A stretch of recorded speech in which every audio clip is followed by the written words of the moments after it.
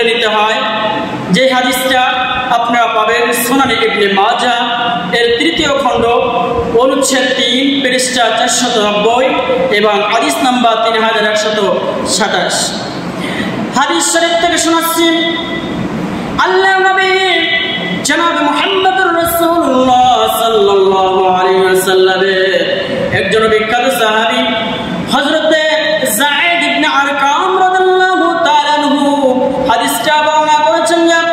আন যায়েদ ইবনে আরকাম রাদিয়াল্লাহু তাআলা قال اصحاب يا رسول الله হযরত যায়েদ ইবনে আরকাম রাদিয়াল্লাহু তাআলা আনহু হাদিসটি বর্ণনা করেছেন। সাহাবারা জিজ্ঞেস করলো, আল্লাহর রাসূল সাল্লাল্লাহু আলাইহি ওয়াসাল্লাম, আল্লাহর নবী সাল্লাল্লাহু আলাইহি ওয়াসাল্লামের কাছে সাহাবারা জিজ্ঞেস করলেন কুরবানিটা কি, কুরবানি করলে কি লাভ হবে?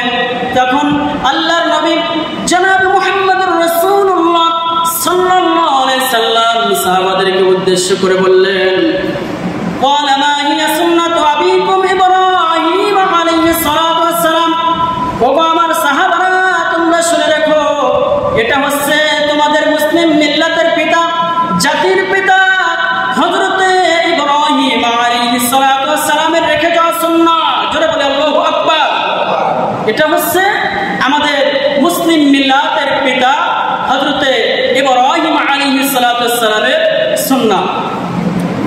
তখন আল্লাহর নবী সাল্লাল্লাহু আলাইহি সাল্লামের সাহাবারা আবার জিজ্ঞেস করলেন, ক্বালু ফামা লানা ফিহা ইয়া রাসূলুল্লাহ, হে রাসূলুল্লাহ সাল্লাল্লাহু আলাইহি সাল্লাম, এই কুরবানি করার মধ্যে আমাদের জন্য কি ফজিলত রয়েছে, কি মর্যাদা রয়েছে? এই কুরবানি তো আল্লাহ তাআলা করতে বলেছেন, এই কুরবানি তো আমরা করব।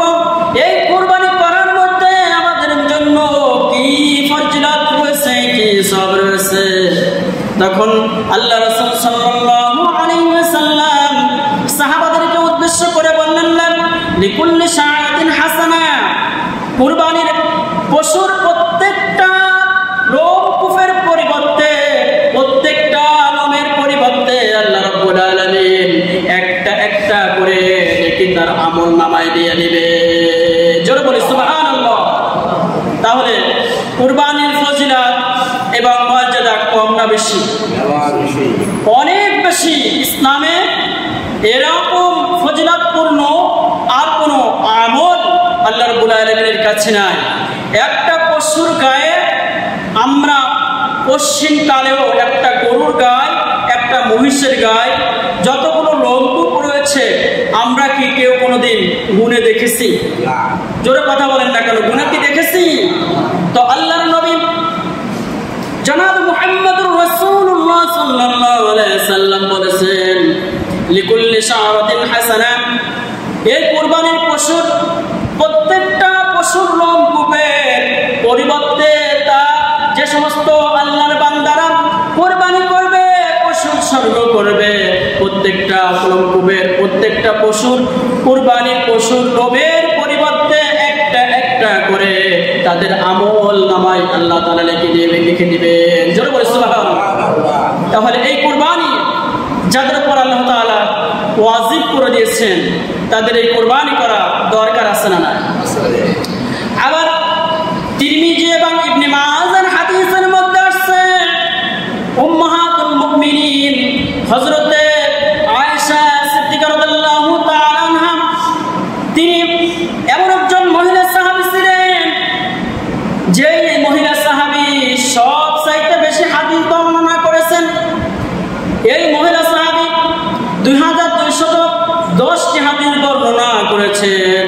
এই মহিলা সাহাবী থেকে হাদিস আসছেন উম্মাহাতুল মুমিনিন হযরত মা আয়েশা সিদ্দিকা রাদিয়াল্লাহু তাআলা আনহা হাদিসটি বর্ণনা করেছেন।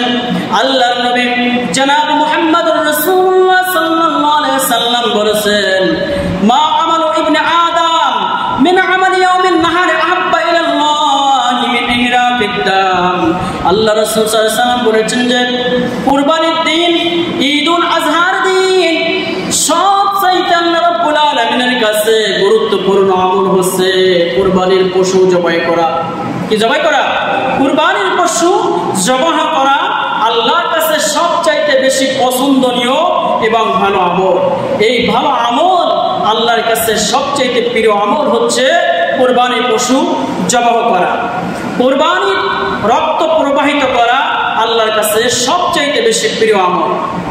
ওয়া ইন্নাহু লা ইয়াতি ইয়াউমাল কিয়ামাতি বিকুরুনিহা ওয়া আশআরিহা ওয়া আযলাফিহা।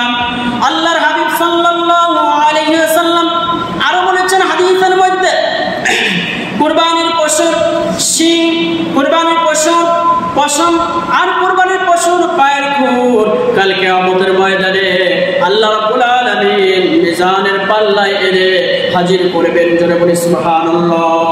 কুরবানির পশুর শিং, কুরবানির পশুর খুর, কুরবানির পশুর পশম এই সমস্ত এনে আল্লাহ রাব্বুল আলামিন কাল কিয়ামতের ময়দানে মিজানের পাল্লায় এনে হাজির করবেন।